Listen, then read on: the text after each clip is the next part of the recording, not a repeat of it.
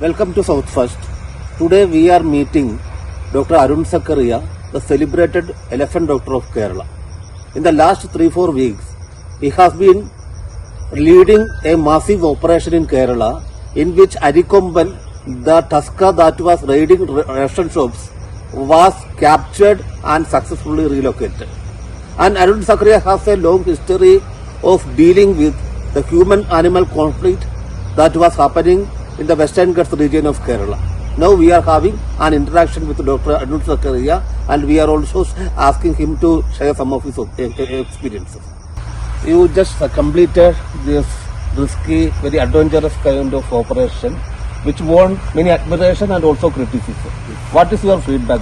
How do you view the experiment of the case of Arikomban?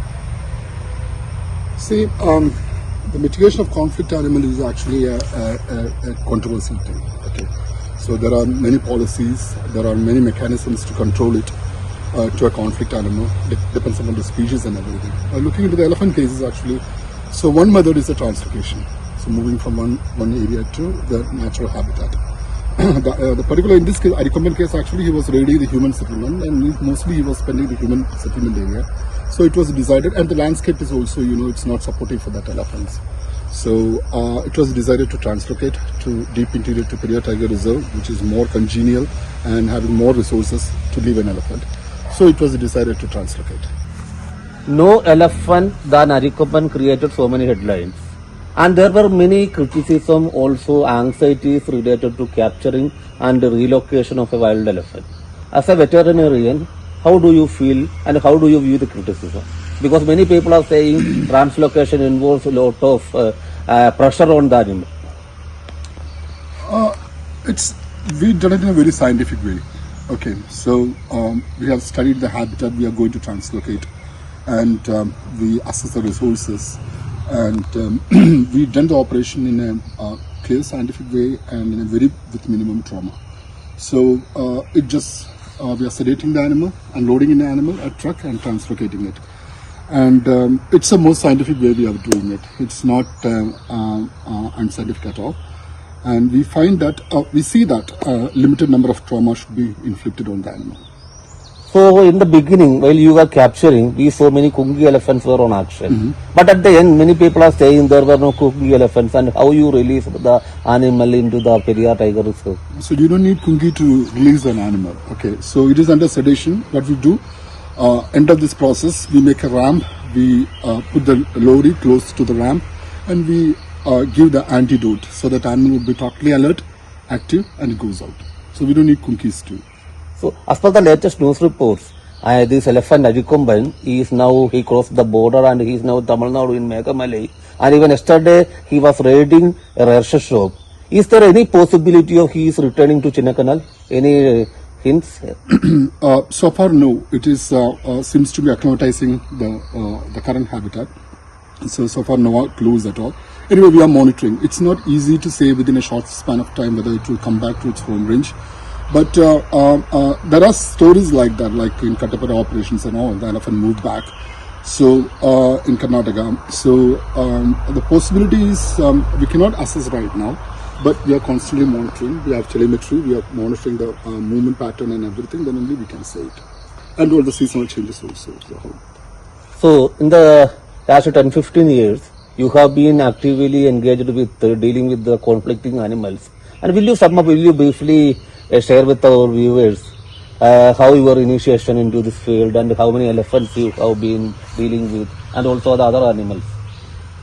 See, in the particular case of elephants, actually, human-wildlife conflict can happen because of so many reasons. Number one, if there is a habitat fragmentation is there, so there will be the movement of the herds, there will be a corridor blocking or something will happen, so there will be, the massive movement of the herds and can create the conflict.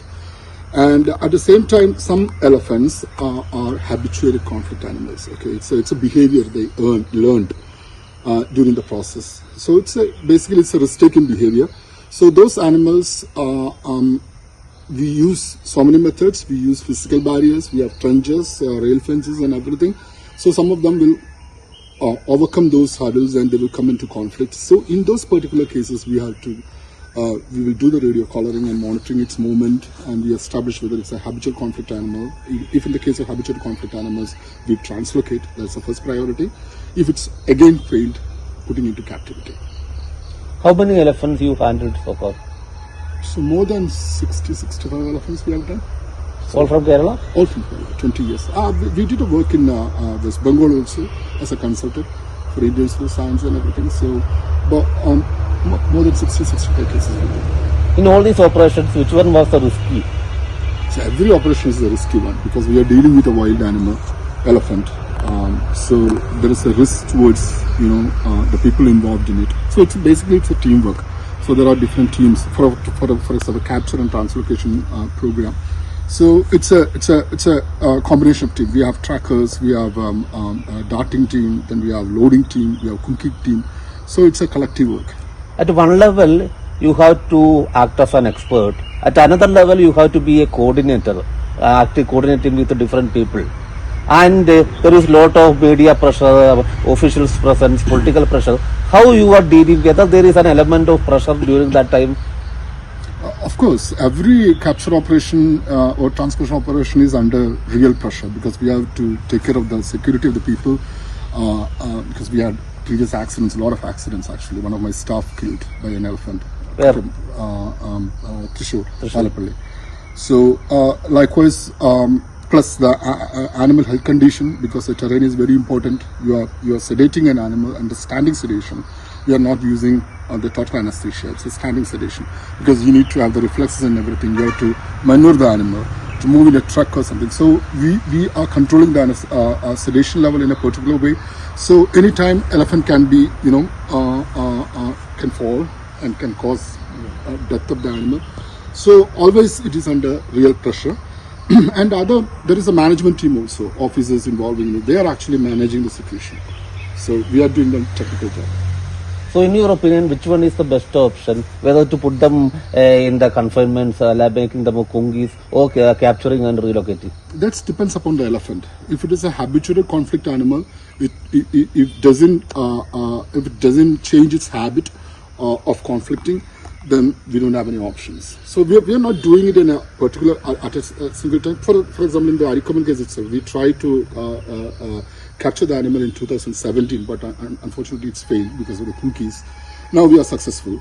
So it's a long process. We are not deciding at a capture or translocation at a single day. So we'll be monitoring. Most of the time we radio collar them. We have a clear picture whether it's a habituated conflict animal or not, or could not be saved because many conflict animals will die early because of the human induced causes, just like bullets, poisoning or crackers. So that's a decision to be made, not in a single day, but a prolonged. You have to establish it as a conflict animal. Other than elephants, which are the other animals you engaged with?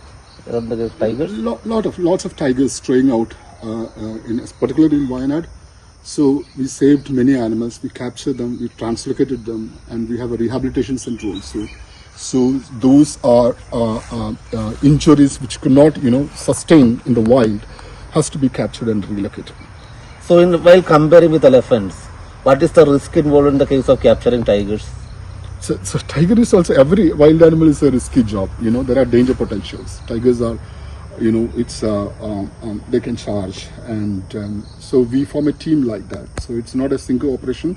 The whole team will move just like an arrow, so that we can, because our window is very short. We can dart an animal at 50 meters or something. So it's a very very risky job. So the team is actually doing that. And at another level, whether you are finding any kind of satisfaction in heading such an operation, whether it is giving you a personal satisfaction or you are doing it out of compulsion as an officer under the government? See, we are mitigating a management situation. It's not my personal interest. So when an issue comes, a problem comes, of course, we will try everything, all methods. Then finally, government endorsing or department endorsing me to do that. So it's not my opinion actually. This is the decision taken by Chief LA Warden most of the time. So that to save an animal, of course, we are doing a lot of treatment also, a lot of injuries and everything. So that gives a lot of satisfaction. Saving a life of an animal is always a satisfaction. The mitigation of conflict is mostly it's a decision taken by the department. But personally, you are comfortable with animals. Of course, Especially wild animals. yes. And that's why my profession is. It's more than a profession. As a person, you have some kind of affection towards animals, or simply doing as a profession. No, I love wildlife. That's why I chose veterinary for that itself. So I love wildlife, especially free-ranging wildlife, not in zoological park. So that gives to study the ecology, the interaction. There are so many factors involved, genomics involved, so many things involved. Disease ecology is there. So yes, that's my passion. So in the last 20 years, you are rigorously pursuing your passion. And will you share one instance in which you undertaken a risky kind of operation and you met with some challenges? That kind of instance. See, I would say most of the instances are really challenging because a situation cannot be used as a model. So it depends upon the terrain, the condition of the animal, and the health of the animal. The situation, you have to adopt new things. So it's everything. Every operation is unique. Actually, rescue operation is unique. So you have to adapt. You have to change, and you have to modify things. So it's you cannot say it's a classical one. But there are so many challenging cases. I was attacked by a tiger once. It was again a rescue operation. So I was. Where was it? In 2014, Wageri. So, in Wayanad. Yeah, Wayanad. And so many elephant chases happened, and we faced so many risks involving seeing my colleagues undergoing the same kind of things. So every rescue is a challenge. So it's unique. So you cannot adopt. You cannot have an SOP for a. We have a general SOP, but you cannot have a particular SOP for a situation. So you have to modify. Sometimes you have to trap. Sometimes you have to capture. You have to chemically immobilize. So it depends upon the situation and the condition of the animal. Whether you injured at any point of time? Yes. I was being attacked by a tiger. I was really mauled, and luckily I escaped. Then elephant attack was there. Then the last time also there was an attack by the captured elephant PM2. He grabbed my feet and shoot my feet, and so lots of And you said elephants or animals are your passion. And how you, in your beginning, how you chosen the profession, the veterinary profession? See, there's a huge difference in between what I'm doing and what I learned in the veterinary school. So what we learned in veterinary school is actually dealing with domestic animals. Here, its situation is different. So because domestic animal, they're breeding population. So here we have a free-ranging wildlife, which is entirely different. Situation is entirely different, and our priorities are different. Okay, this is conservation. Other one is more protection or welfare. So the whole concept itself is different. So we are adapting. So especially the science here in the free-ranging wildlife medicine, and which is a naive branch of veterinary medicine, and which is not extensively studied. Very limited people only doing that. So that's a challenge. So we don't have much of ecology, much of disease condition in many wild animals. So we are slowly establishing it. And in the case of Kerala, there is a paradox. At one level, people are totally against the wild animals and they are demanding constant capturing and relocating of animals. But another level, they are worshipping these captured animals and they are not even minding the captured animals are killing people or they are running amok and they are creating issues even during the festival. How do you view this paradox? I cannot comment on the paradox. Actually, this is a human psychology. So I'm with free-ranging wildlife more. Totally. So for me, it's a conservation. So rather than the aesthetic value, I look into the conservation point of view. So how each species contributing towards conservation, maintaining the ecology. So that's my priority. So in the last 20 years, have you seen any kind of shift in the behavior of wild animals? They are turning more aggressive or they are more focused, they are engaging more crop rights. What is the trend? What do you feel? There is some more information coming out from the conflict point of view. So when you look into Wayanad, see here conflict was permanent for almost whenever agriculture started or whenever human intervention started. when conflicts originated. So it's not a new thing for Wayanad. But there is a more awareness about the conflict situation right now through the social media, and so many, people are conscious about these things. So there are new informations coming out, new informations, and the scale of it's bringing up. So rather, I would say the conflict was there from the human when started 15,000 years back when they started agriculture. The conflict started. So conflict is nothing new to the human society.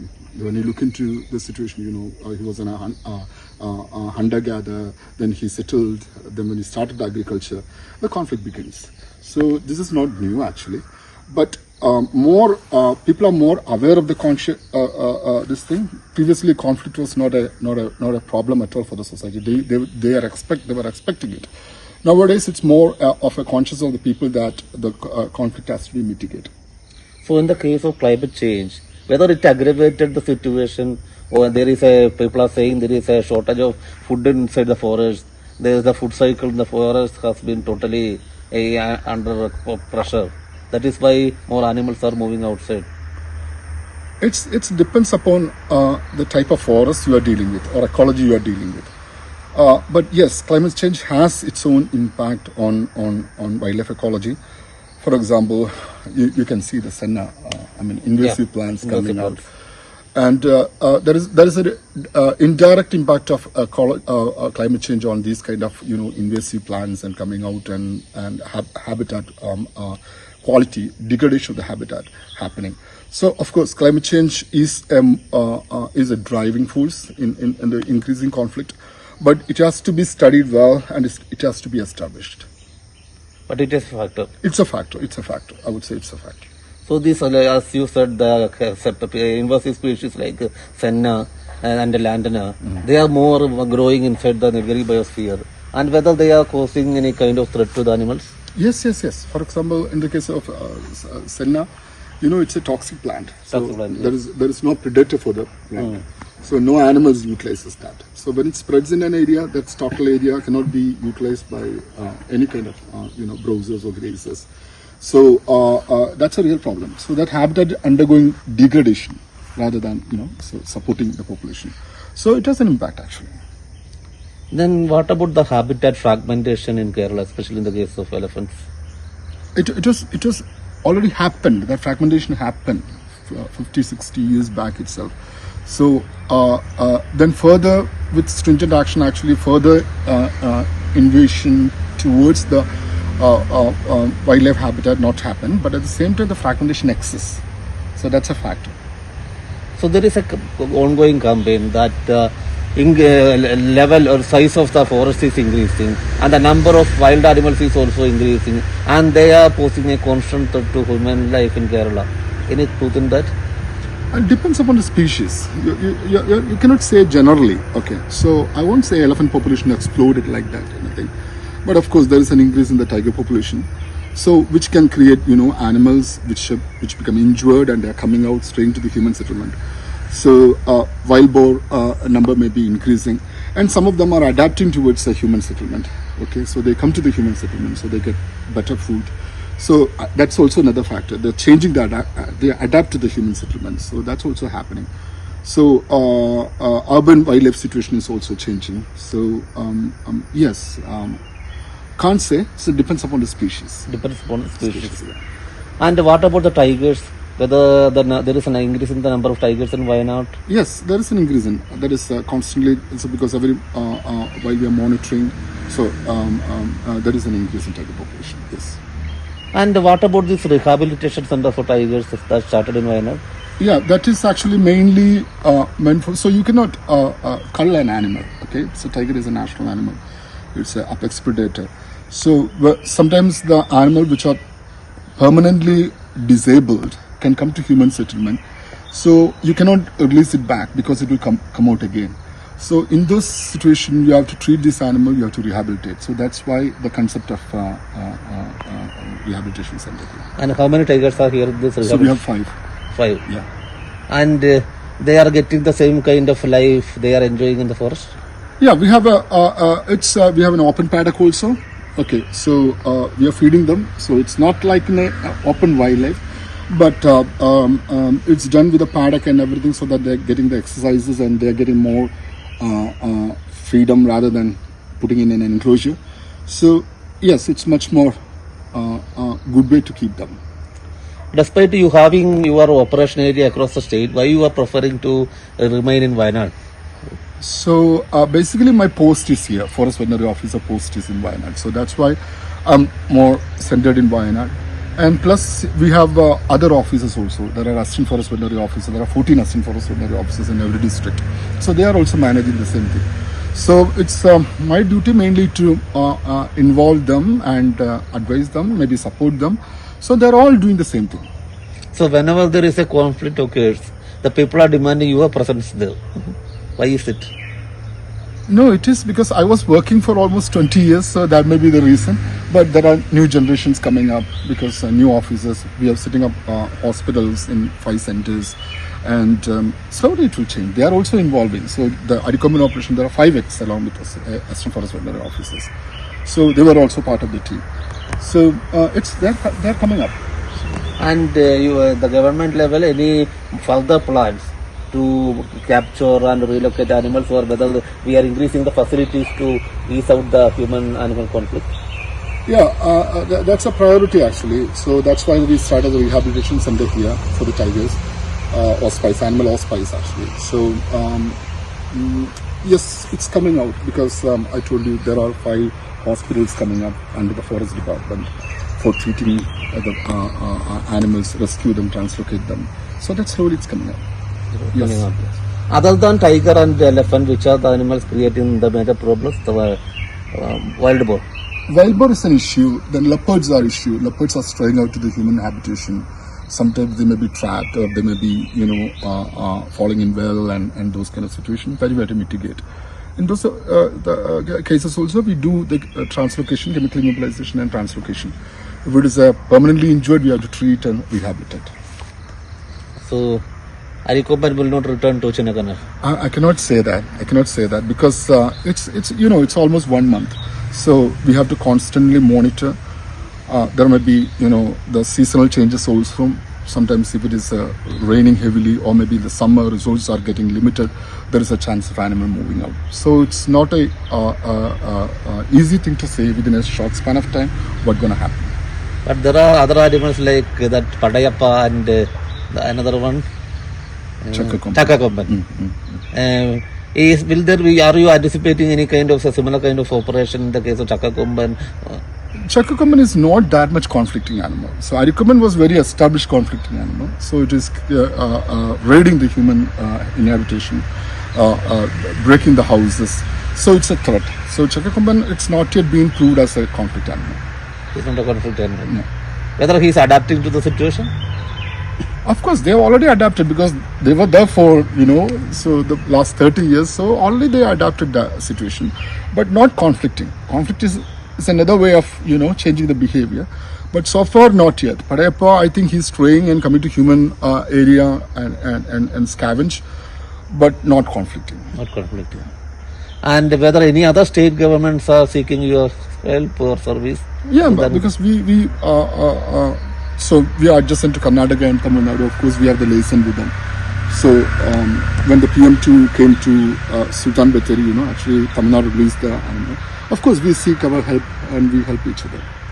And many people are seeking a joint kind of initiative between Kerala, Tamil Nadu and Karnataka, because most of our forests are interrelated and they are forming part of a common territory. Yeah, it's a contiguous landscape. So you can animals doesn't have state boundaries. So here it's NBR, Nilgiri Biosphere Reserve, one part in Karnataka and one part in Tamil Nadu, one part in Kerala. So the problems are almost the same. So it's a contiguous habitat. So definitely should have a liaison. That's why inter-department liaison, inter-state liaison is there. So that's a management kind of decision.